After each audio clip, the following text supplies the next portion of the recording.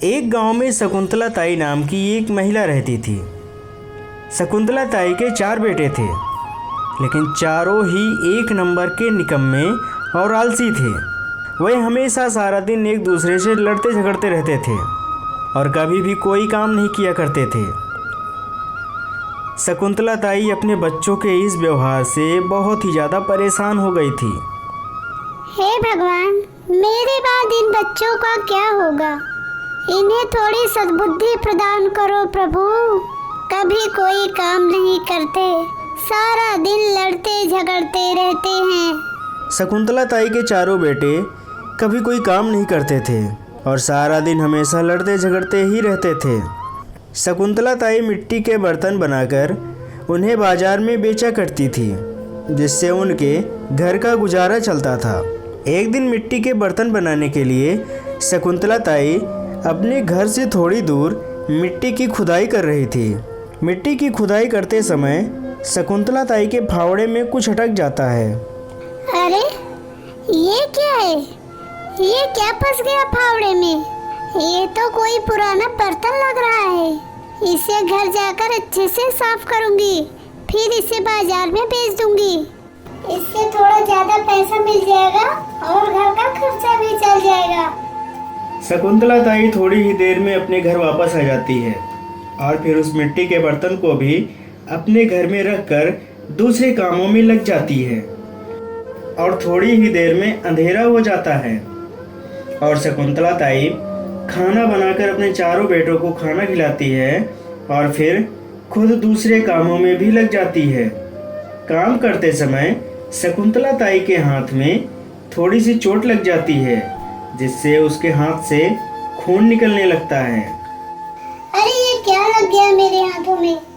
जल्दी से हाथों में मिट्टी का तेल लगा लेती हूँ ताकि घाव ज्यादा बड़ा ना हो सके। शकुंतला ताई अपने हाथों को मिट्टी के दिए के पास ले जाती है। तभी शकुंतला ताई के हाथ से थोड़ा सा खून उस मिट्टी के बर्तन पर गिरता है, जिसे वह सुबह अपने साथ लेकर आई थी। तभी उस मिट्टी के बर्तन से धुआं उठने लगता है और देखते ही देखते वहां पर एक बहुत ही बड़ा और भयानक जिन्न प्रकट होता है। अरे अरे तुम कौन हो? कौन हो तुम? अरे मेरे आका, मैं आपका गुलाम हूँ। आपने अपने खोज से मुझे आजाद किया है। आज से 1000 वर्ष पूर्व एक ऋषि ने मुझे श्राप देकर इस चिराग में बंद कर दिया था और कहा था कि जिस दिन तुम पर किसी मनुष्य का खून गिरेगा उस दिन तुम आजाद हो जाओगे। और आज आपने अपना खून देकर मुझे आजाद कर दिया है। मैं आपसे बहुत ही ज्यादा प्रसन्न हूँ। बताइए, मैं आपके लिए क्या कर सकता हूँ? मैं आपकी हर एक इच्छा को पूरी करूँगा। जिन्न की ऐसी बातें सुनकर शकुंतला ताई खुश हो जाती हैं। अच्छा, तो तुम मेरी मदद करना चाहते हो? तो तुम मेरे हाथ में लगे इस घाव को ठीक कर दो। शकुंतला ताई के इतना कहते ही उस जिन्न ने शकुंतला ताई के हाथ में लगे हुए चोट को ठीक कर दिया। यह सब देखकर शकुंतला ताई बहुत ही ज्यादा खुश हो जाती हैं और जिन्न से कहती हैं, मेरे चारों बेटे बहुत ही आलसी हैं। कृपया कुछ ऐसा उपाय बताओ कि वो मेरे साथ मेरे काम में हाथ बटाएं। शकुंतला ताई की बात सुनकर जिन्न हवा में अपना हाथ लहराता है और शकुंतला ताई के चारों बेटों की तरफ देखता है। देखना, कल सुबह से तुम्हारे चारों बेटे तुम्हारे साथ तुम्हारे काम में हाथ बटाएंगे। यह सुनकर शकुंतला ताई खुश हो जाती है और वह फिर वहां से चली जाती है। शकुंतला ताई का सबसे बड़ा बेटा अपने घर में उस जिन्न को देख लेता है। हो ना हो, मैं किसी भी तरह से इसको इस घर से भगा कर ही रहूंगा। कहीं ऐसा ना हो कि इस जिन्न की बातें सही निकलें और सुबह होते ही मेरे सभी भाइयों के साथ मुझे भी काम पर जाना पड़े। शकुंतला ताई के चले जाने के बाद शकुंतला ताई का बड़ा लड़का अपने सभी छोटे भाइयों को वह सारी बात बताता है। अच्छा, ये आप कैसे कह सकते हैं? मुझे तो आप पर यकीन ही नहीं है। ये तो हमेशा ही झूठ बोलता रहता है। ये कुछ भी बोलता है। चुपचाप से सो जाओ सभी, जो होगा सुबह देखेंगे। जब कोई भी उसकी बातों पर यकीन नहीं करता तो चुपचाप वहाँ से उठता है और फिर कुछ भी हो जाए मैं इस चिराग को यहाँ से फेंक दूंगा। और जैसे ही वह चिराग को हाथ लगाने ही वाला था कि तभी वहाँ पर जिन्न प्रकट होता है।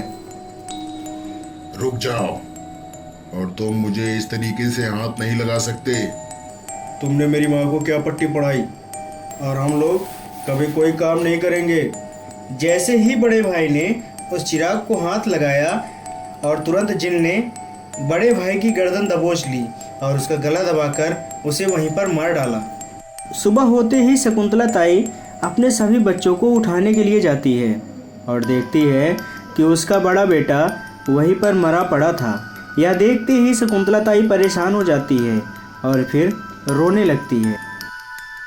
मुझे तो लगता है उसी जिन्न ने ही हमारे भाई को मारा है। कल रात में भाई हमें उस जिन्न के बारे में बता रहे थे। हाँ, तुम सही कह रहे हो। हमें भी यही लगता है। हमें किसी भी तरह से इस चिराग को घर से उठाकर बाहर फेंकना होगा। चलो हम सब साथ में चलते हैं। नहीं नहीं, तुम दोनों जाओ, मैं तो नहीं आने वाला हूँ। और हाँ, मैं उस जिन्न से हमेशा दूर रहूँगा। ऐसा कहते ही दो और भाई उस चिराग के पास जाते हैं और जैसे ही उसे उठाकर फेंकने ही वाले थे तभी जिन्न पीछे से आकर दोनों की गर्दन पकड़ लेता है और फिर उसे वहीं पर ही मार देता है।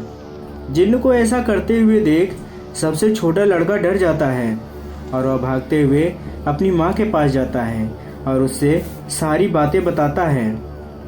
हाँ बेटा, मुझे भी ऐसा ही लगता है। जब से ये जिन हमारे घर में आया है तब से हमारे घर में कुछ न कुछ गड़बड़ ही हो रही है। हमें होशियारी के साथ इस जिन से छुटकारा पाना होगा। माँ, मेरे पास एक उपाय है और मैं चाहता हूँ कि आप वही आजमाएं।